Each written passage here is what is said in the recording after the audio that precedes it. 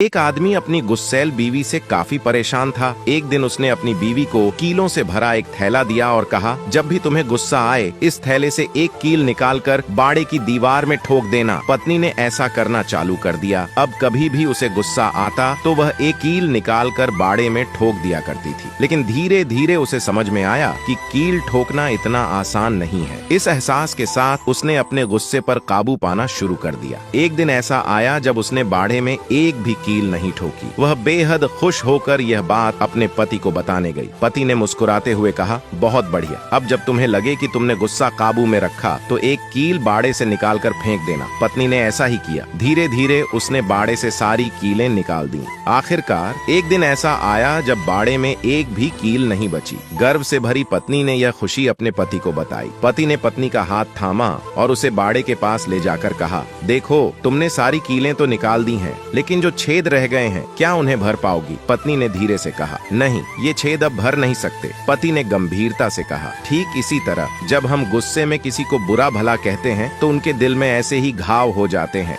भले ही हम बाद में माफी मांग लें, लेकिन उस घाव का निशान हमेशा के लिए रह जाता है। दोस्तों, अगर आप इस बात से सहमत हो तो यस जरूर लिखें और इसी तरह की कहानियों के लिए हमारे पेज के साथ जुड़े रहिए।